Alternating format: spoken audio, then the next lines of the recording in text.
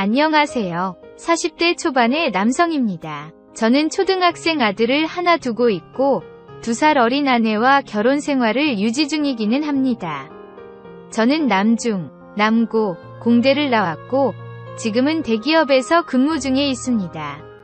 아내와는 소개팅으로 만났고 아내는 솔직히 지금도 예쁘고 날씬합니다. 하지만 아내를 안아본 지가 언제인지는 모릅니다. 저는 지금 제가 요즘 말하는 퐁퐁남인 것 같다는 생각이 듭니다. 이혼 생각도 여러 번 했지만 아들을 생각하면 그러지도 못하고 그냥 가정을 유지하려고만 생활 중입니다. 물론 연애 때 이런 느낌을 받았다면 결혼도 하지 않았겠죠. 연애 때와 신혼 초까지는 나쁘지 않았습니다. 하지만 아들을 낳고 나서부터는 정말 저는 돈 벌어주는 기계가 아닌가 생각이 들 정도였습니다. 아내를 만난 건 제 나이 30살 때였습니다.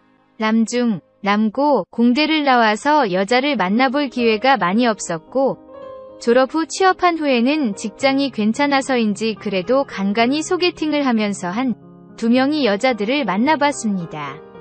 그분들도 예쁘기는 했는데 솔직히 제 마음에 들지는 않았습니다. 제가 눈이 높기도 했고 저는 애교 많은 여자를 좋아하는데 애교가 그렇게 많지 않았거든요. 그러다 30살이 되었고 지인의 지인 소개로 아내를 만났습니다.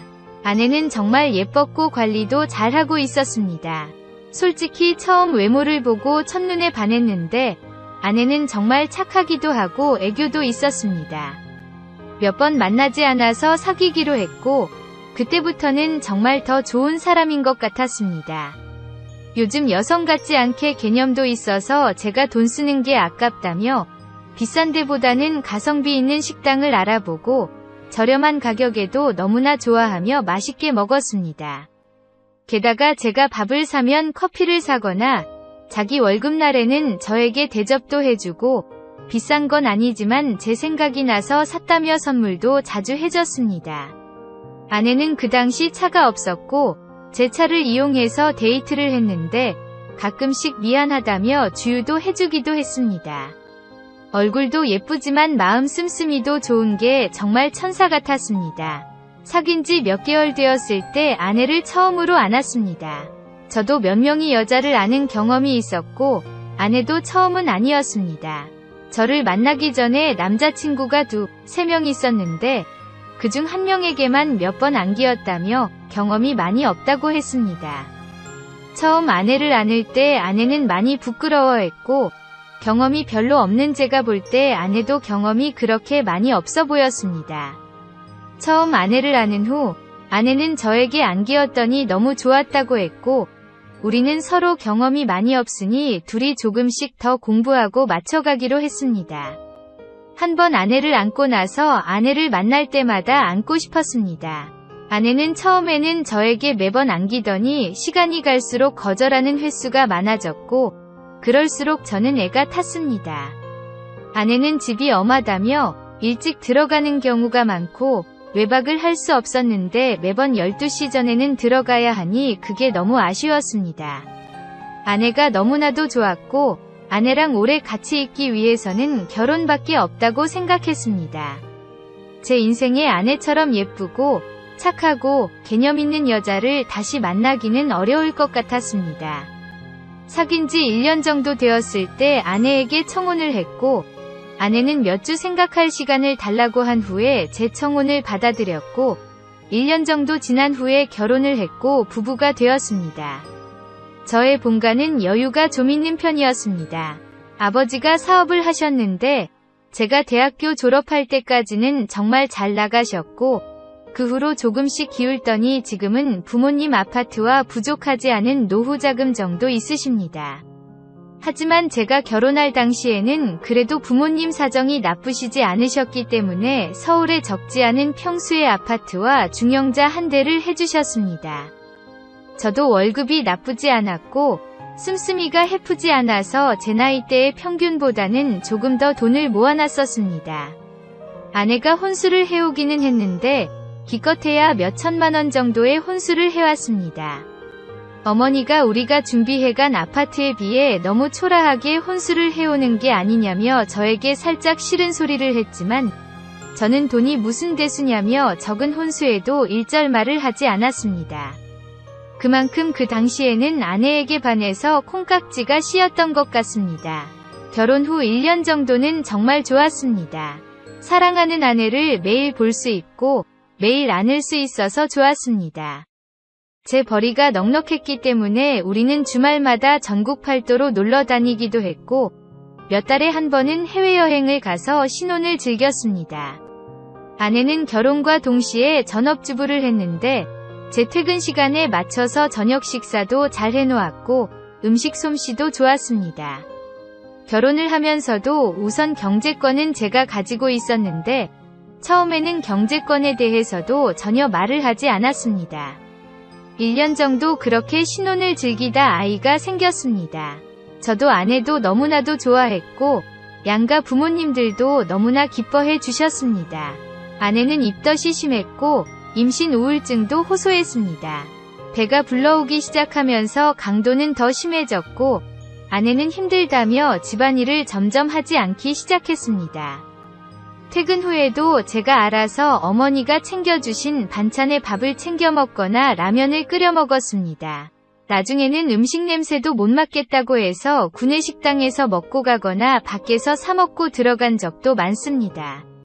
아내가 힘들다고 집안일에서 손을 아예 떼자 저는 집안일도 도맡아서 해야 했습니다. 회사의 업무량도 많고 힘든데 집안일까지 해야 하니 솔직히 저도 너무나도 힘들었습니다.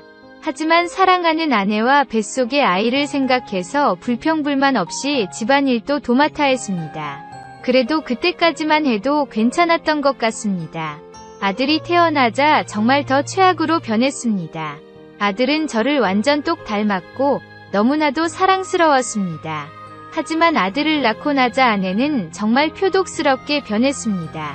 저는 이제 안중에도 없고 아들만 생각하며 지냈습니다. 그 당시는 코로나가 있던 때도 아니었는데 저의 부모님이 혹여나 아들을 안으려고 하면 무조건 손을 닦거나 손 소독제를 발라야 했습니다. 저도 예외는 아니었습니다. 그래요. 아들의 건강을 위해서는 그럴 수 있습니다. 하지만 장인, 장모나 처가 식구들은 손을 닦지 않고 아들을 안아도 전혀 뭐라고 하지 않았습니다. 나중에는 어이가 없어서 우리 식구들이 무슨 세균 덩어리냐며 화를 냈는데 자기는 그런 적 없고 다들 손 닦고 아들을 안게 했다 했습니다. 아들을 낳더니 집안일은 더 개판이 되었고 저는 계속 집안일을 해야만 했습니다. 아들이 돌이 되니 이제는 경제권까지 넘기라고 했습니다. 저는 거부했지만 그때부터 아내는 아들을 데리고 친정에 가서 살다시피 하면서 시위를 했습니다. 데리러 간 적도 몇 번이고 나중에는 고집을 꺾는다고 몇 주 데리러 가지 않은 적이 있습니다. 그러니 아예 연락도 안 받고 친정에서 살았습니다. 저희 부모님은 가정의 평화를 위해서 그냥 져주라고 했고 장인 장모도 경제권은 여자가 맡는 게 맞다며 오히려 저를 탓했습니다. 저는 그때 이혼까지도 고려했지만 아들 때문에 어쩔 수 없이 경제권을 넘기고 아내와 아들을 데리고 왔습니다. 경제권을 넘기니 아내는 처음에는 저에게 잘했습니다. 하지만 그것도 몇 개월 가지 않았고 처음에 30만 원이던 제 용돈도 점점 줄여서 이제는 15만 원 받고 있습니다. 제가 담배를 피우지 않고 아껴 써서 아내 몰래 몇백을 모으기는 했습니다. 아내는 아들은 낳은 후에는 잠자리도 조금씩 피우더니 몇 년 전부터는 아들이랑 둘이 자면서 제가 옆에도 못 오게 하고 있습니다. 제 몸은 거미줄을 치고 있었고 가끔씩 혼자 스스로 위로하면서 제 욕구를 달래야 했습니다. 저에게는 친한 친구가 한 명 있습니다. 중학교 때부터 친한 친구인데 그 친구네 집은 원래부터 형편이 좋지 않았습니다. 일찍 어머님을 여의고 아버지랑 둘이 살았는데 그래서 밥을 잘 못 먹고 다녔습니다.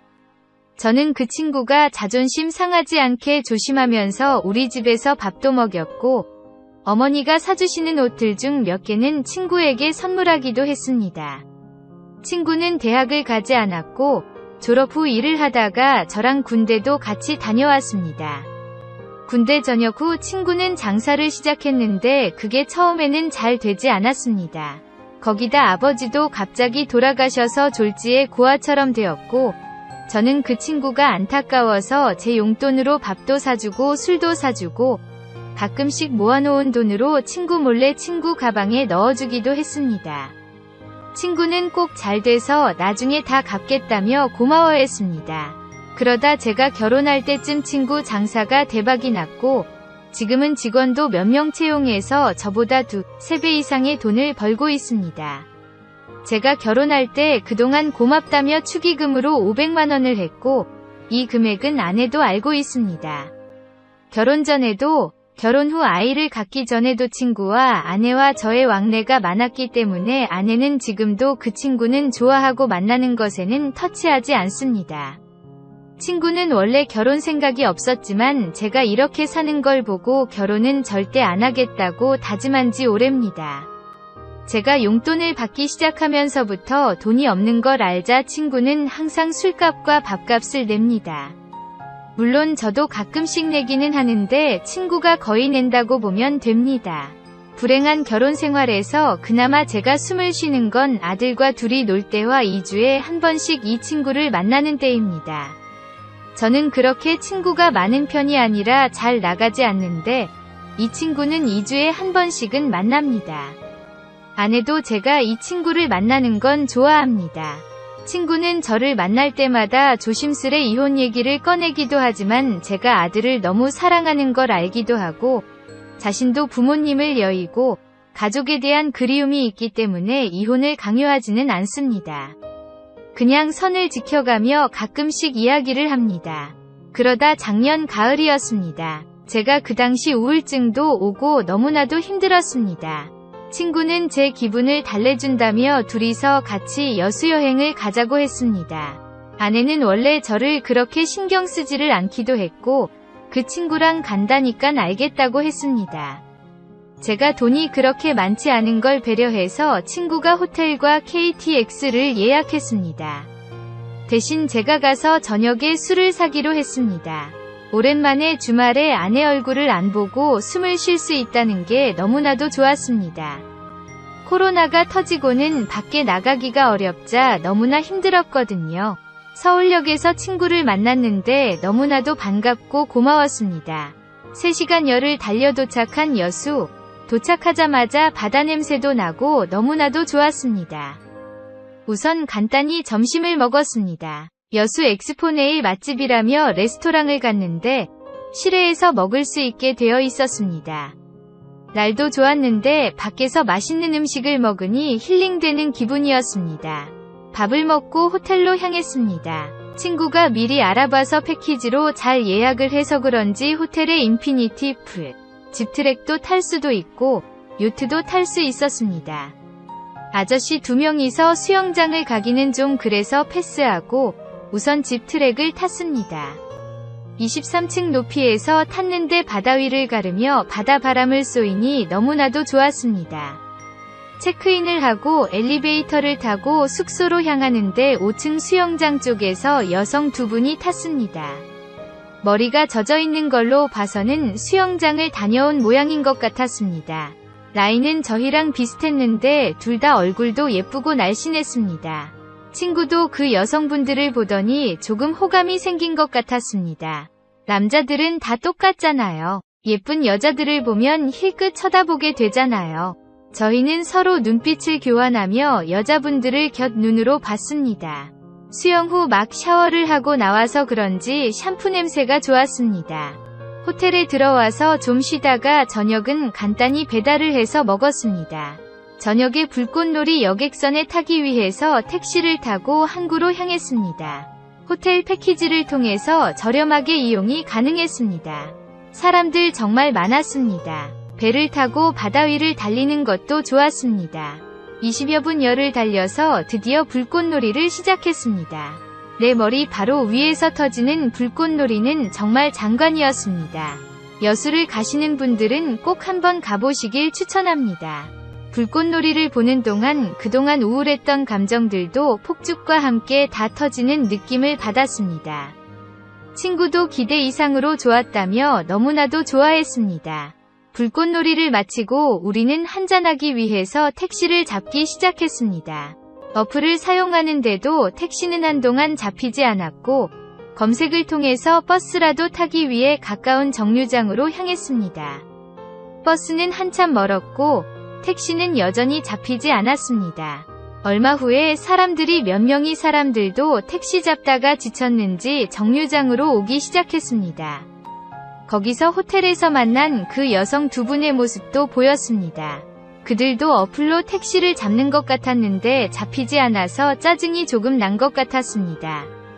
얼마 후 다행히 친구가 택시를 잡았고 택시가 도착했을 때 그 여성분들에게 같이 타자고 했고 그녀들은 망설이더니 같이 탔습니다. 원래 그녀들은 호텔로 바로 들어가려고 했는데 우리가 여수에 왔으면 낭만포차 거리를 한번 들러야 된다고 얘기하니 자신들도 같이 가자고 했습니다. 우리는 같이 낭만포차에서 한잔하면서 얘기를 나눴습니다. 그녀들은 둘 다 유부녀였고 고등학교 동창이라고 했습니다. 둘 다 서울에 산다고 했고 얘기를 나누다 보니 우리랑 같은 KTX를 타고 왔고 비슷한 코스로 여행을 하는 거라고 했습니다. 나이는 우리보다 3살 많았는데 둘 다 얼굴이 동안이라서 우리보다 적어 보이기도 했습니다. 적당히 술을 먹고 같이 택시를 타고 숙소로 왔습니다.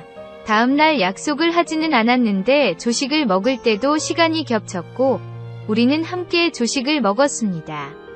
그녀들도 요트를 타러 가는 일정이었고 우리는 동행을 하기로 했습니다. 전날 유람선도 좋았는데 요트도 정말 좋았습니다. 우리는 그새 친해져서 같이 사진도 찍어주었습니다. 올라오는 KTX 도시간대가 같았고 우리는 여수 엑스포역까지 같이 동행을 했습니다. 우리가 전날 술값도 내고 택시비도 냈다며 고마워했고 서울에서 한번 만나서 자신들이 쏜다며 연락처를 교환했습니다. 집으로 올라오는 길이 너무나도 아쉬웠는데 집에 오자마자 가슴이 답답하기는 했는데 그래도 친구랑 여행을 하고 오니 조금 낫기는 했습니다. 친구와 여성 한 분이 연락처를 교환했었고 둘이 연락을 좀 나눴는지 여행 후 2주 정도 지났을 때 친구가 넷이서 만나기로 했다고 했습니다. 그녀들을 다시 보니 너무나도 좋았습니다. 여수 때도 말이 잘 통한다고 생각했거든요. 특히 한 여성과 말이 더 통했는데 그녀도 왠지 저에게 호감이 있어 보였습니다. 우리는 그렇게 몇 번 넷이서 술을 마셨고 친구랑 다른 여성이 먼저 연인이 되었습니다. 그리고 나서도 몇 번 같이 만났는데 친구와 친구 여자친구가 저랑 그녀를 엮어주려고 노력했고 그녀는 처음에는 조금 망설이는 모습을 보였지만 이내 조금씩 마음을 열었습니다. 그리고 얼마 안 있다 서로의 마음을 확인하고 숙소로 향해서 서로를 아껴주었습니다. 아내와 리스로 지내면서 여자를 안아본 지가 오래되었기 때문에 여자를 안는다는 사실만으로도 좋았습니다. 하지만 그녀는 그 이상의 매력이 있었습니다. 그녀는 남자에게 안길 줄 아는 여자였습니다.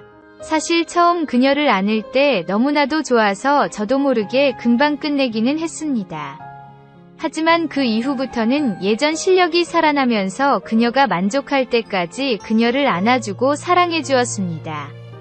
그녀는 남편에게 가끔 안기기는 하지만 남편과 나이 차이가 많이 나서 몇 년 전부터 만족을 못하고 있다고 했습니다.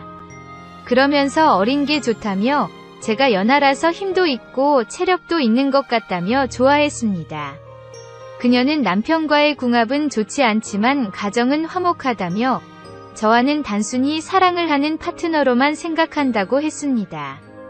자신을 사랑하게 되거나 너무 집착하게 된다면 자신은 이 만남을 유지하지 못한다고 했습니다. 연락도 주중 낮에만 되고 주말에는 카톡이랑 전화도 다 차단으로 돌려놓는다고 했습니다. 저도 아내가 너무나도 싫기는 하지만 저도 가정은 지키고 싶습니다. 게다가 그녀가 원하는 선만 잘 지키면 그녀를 오랫동안 안을 수 있으니 그녀가 원하는 대로 해주고 있습니다. 그녀와 파트너가 된 지 벌써 반년이 넘었습니다. 친구도 여자친구랑 잘 만나고 있고 저도 그녀와 잘 만나고 있습니다. 저는 친구를 만난다는 알리바이, 그녀들도 서로를 만난다는 알리바이가 있어서 서로의 가정에는 전혀 문제가 없습니다. 친구도 자신의 여자친구와 궁합이 너무 잘 맞는다며 좋아합니다. 저도 그녀와 궁합이 정말 잘 맞는다며 자랑을 하기도 합니다. 그녀를 안기 시작하면서 제 삶도 달라졌습니다. 아내를 꼴 보기도 싫었는데 이제는 그냥 그러려니 하기도 하고 오히려 아내에게 감사한 마음도 있습니다. 저는 그동안 바람에 대해서 정말 회의적이었습니다. 아내가 지금처럼 막장만 아니었어도 제 아들을 걸고 절대 바람을 피우는 일은 없었을 것입니다. 하지만 막장인 아내로 인해서 많이 지쳐있는 상태였고 게다가 그녀도 예쁘고 아름답고 저를 좋아해주니 바람은 안 된다는 제 신념이 무너질 수밖에 없었습니다. 보통 격주로 그녀를 만납니다. 그녀를 만나는 날이 다가올수록 저는 너무나도 행복합니다. 그녀도 저를 만나는 날만 기다린다고 합니다. 우리는 둘이서 만날 때도 있고 가끔은 친구 커플과 만날 때도 있습니다. 보통 만나면 저녁을 먹으며 술을 한잔하고 숙소로 향하고 서로를 사랑합니다. 친구 커플과 만날 때는 같이 술을 먹다가 같은 숙소로 들어가기도 합니다. 친구 커플도 같은 숙소에서 사랑을 나눈다고 생각하면 더 짜릿할 때도 있습니다. 그녀는 정말 스킬이 좋습니다. 서비스를 정말 잘해주고 서비스 받는 것도 좋아합니다. 우리는 서로를 정말 사랑해줍니다. 그리고 보통 2번 정도 서로를 안습니다. 서로 가정이 있기에 아쉽지만 11시 전에는 헤어지고 2주를 기다립니다. 저는 이 만남이 계속 이어졌으면 좋겠습니다. 여러분들도 저처럼 특별한 인연이 있기를 바라며 우연히 인연이 왔을 때 잘 잡기를 바라겠습니다.